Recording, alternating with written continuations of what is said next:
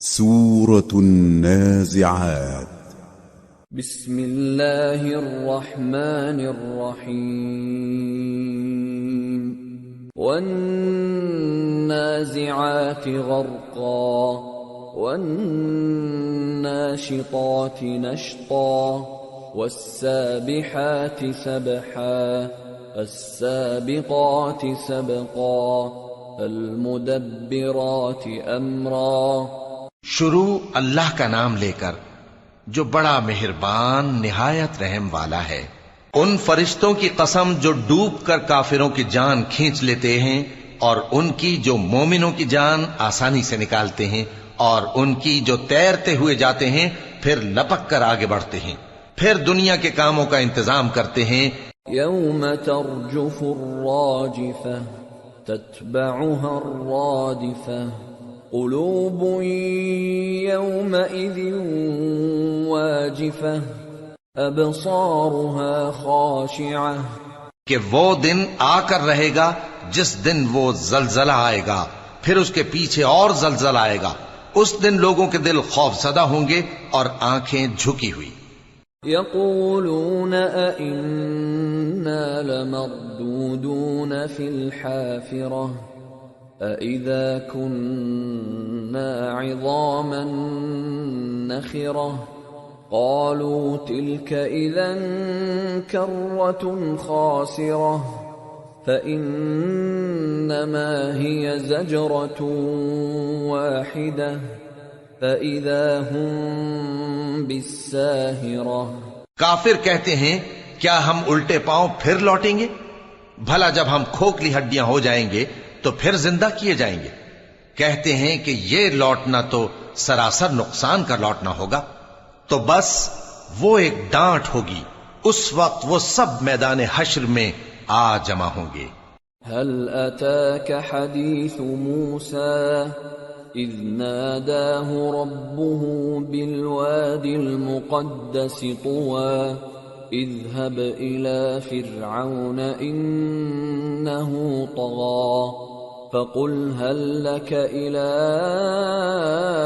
أن تزكى وأهديك إلى ربك فتخشى فأراه الآية الكبرى فكذب وعصى ثم أدبر يسعى فحشر فنادى فقال أنا ربكم الأعلى فأخذه الله نكال الآخرة والأولى إن في ذلك لعبرة لمن يخشى. بھلا تم کو موسیٰ کی حکایت پہنچی ہے جب ان کے پروردگار نے ان کو پاک میدان یعنی طویٰ میں پکارا اور حکم دیا کہ فرعون کے پاس جاؤ کہ وہ سرکش ہو رہا ہے.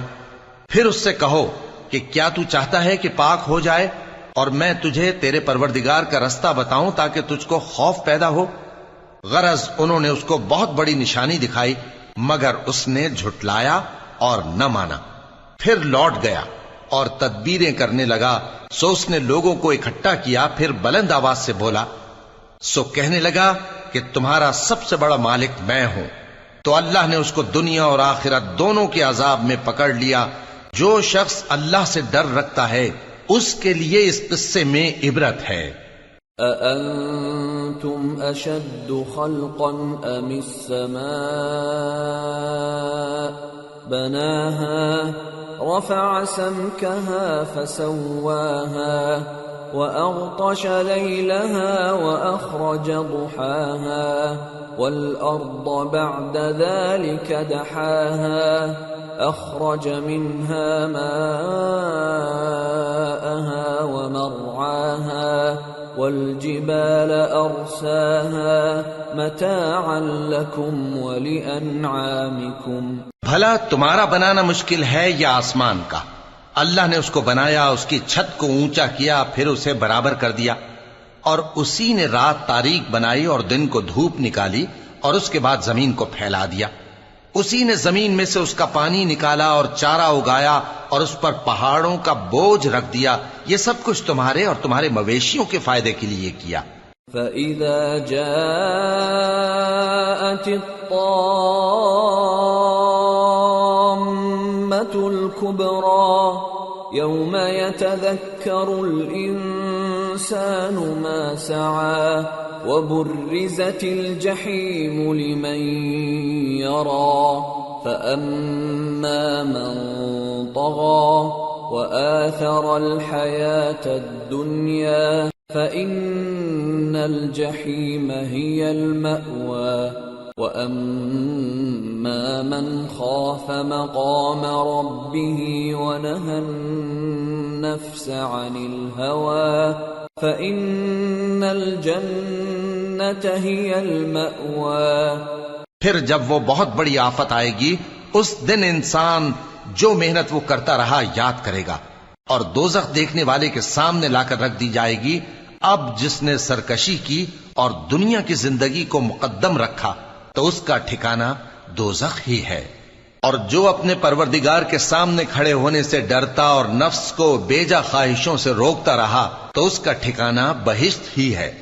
يسألونك عن الساعة أيان مرساها فيم أنت من ذكراها إلى ربك منتهاها إنما أنت منذر من يخشاها كأنهم يوم يرونها لم يلبثوا إلا عشية أو ضحاها. اے پیغمبر صلی اللہ علیہ وآلہ وسلم، لوگ تم سے قیامت کے بارے میں پوچھتے ہیں کہ اس کی آمد کب ہے، سو تم اس کے ذکر کی طرف سے کس فکر میں ہو؟ اس کا منتہا یعنی واقع ہونے کا وقت تمہارے پروردگار ہی کو معلوم ہے. جو شخص اس سے ڈر رکھتا ہے تم تو اسی کو ڈر سنانے والے ہو.